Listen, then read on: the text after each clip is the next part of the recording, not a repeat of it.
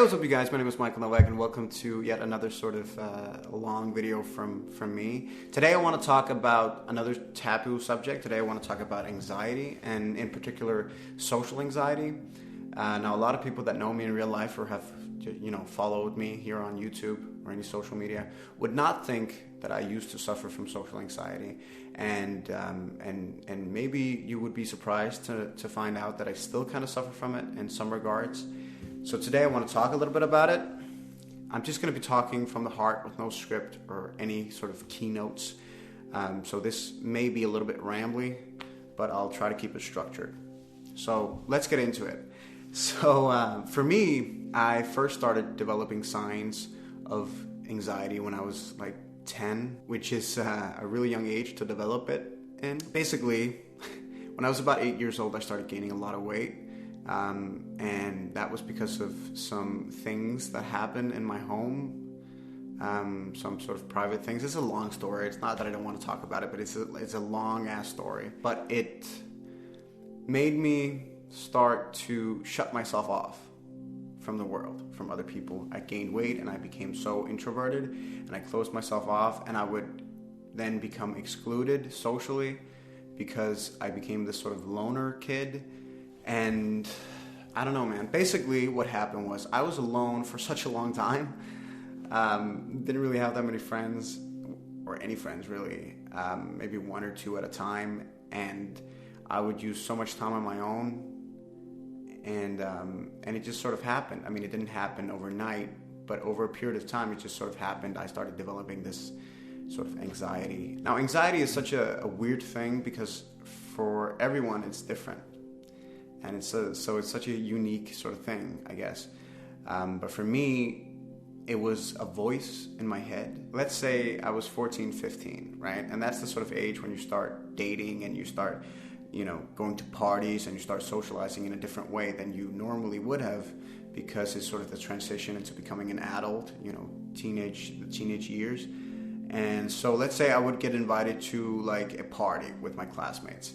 I would want to go, like I wanted to go, and maybe I even would go, but I would have this voice in my head the entire day just telling me, stay inside, stay here, because I had been alone for such a long time at this point. My comfort zone was my room at my house. So stepping out of my room and my house was such a violation, I feel like, kind of. So I would have this voice constantly screaming in my head, like, stay at home, and like literally screaming at me to stay at home, don't go outside. I would get this sort of, I used to suffer from, when I was a kid, I used to suffer from a lot from stomach aches.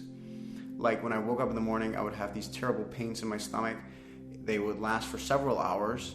And I would have them a lot, and I used to think when I was a kid that maybe it was something wrong with my digestive system, maybe it was something to do with my diet.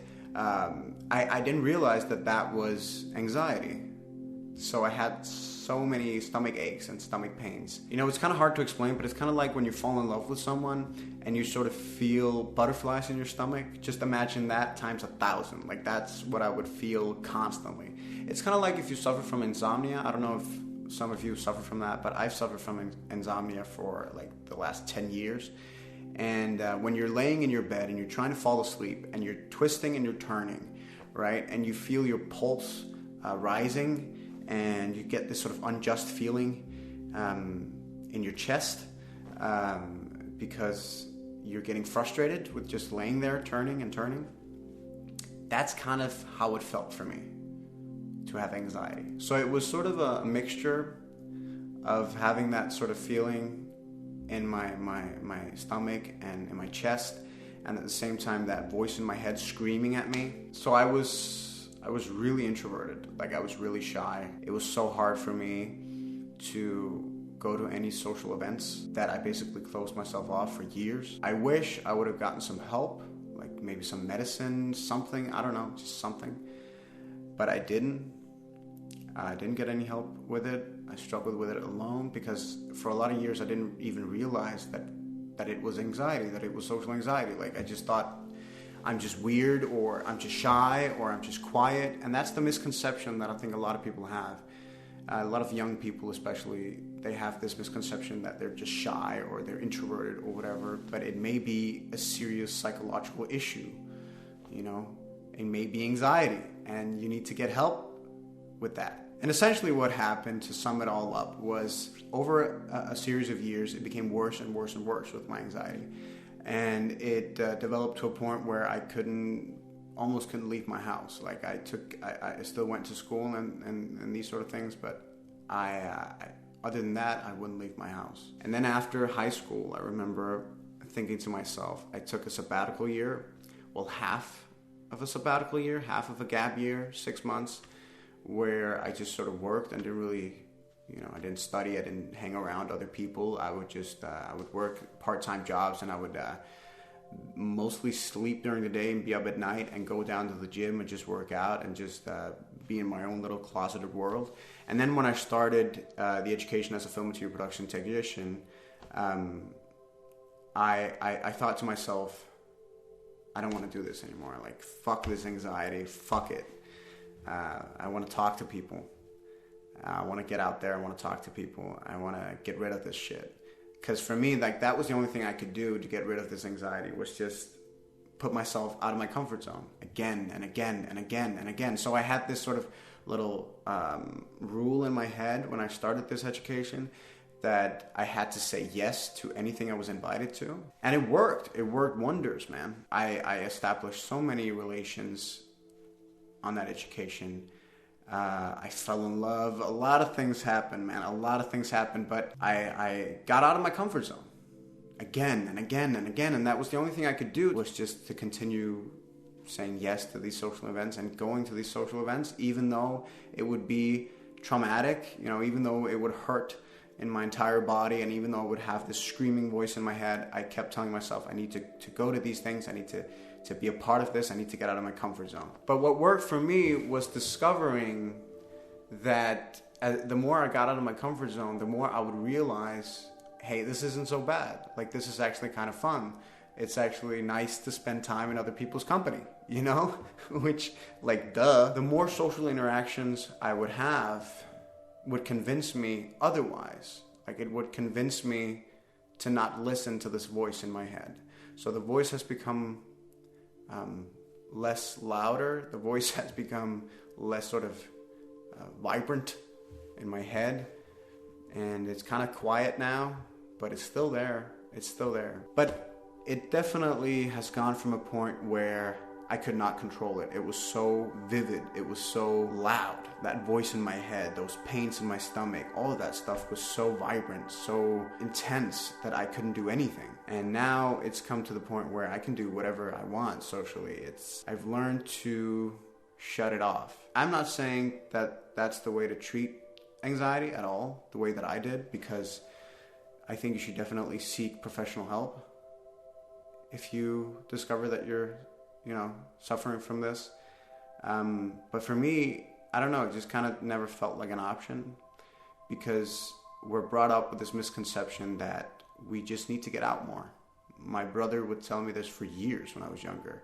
Like, you just need to get out more. You just need to get some friends. You just need to, and no, that's not the answer. Like, you need help.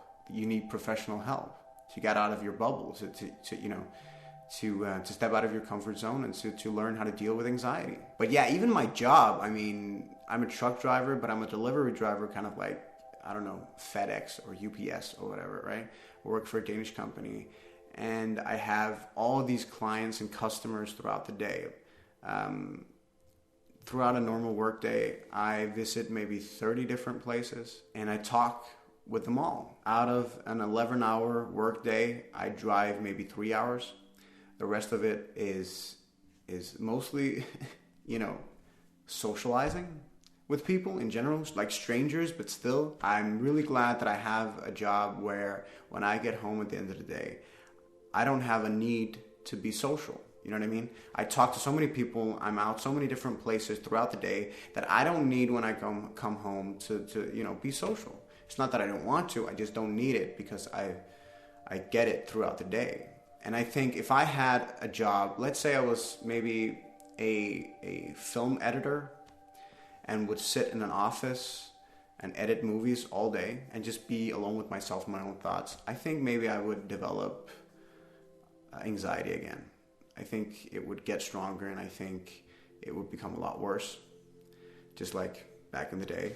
So I need to keep myself social. I need to keep myself out there amongst people. But yeah, I've come a long way in terms of like my anxiety. It's come to the point where it's not a problem anymore at all. I just have that little voice sometimes in my head, you know? But you know, I wanted to make this video because a lot of people suffer from anxiety, different kinds of anxiety, and we just don't talk about it. It's such a taboo subject still, which is just amazes me kind of, because it's 2021 and anxiety really shouldn't be a taboo subject, because it's something that so many people suffer from. So many people have problems with anxiety, and I don't know, I just kind of wanted to share my story with you today. But yeah, that's all I wanted to say in this video, man. I'm sorry for rambling so much.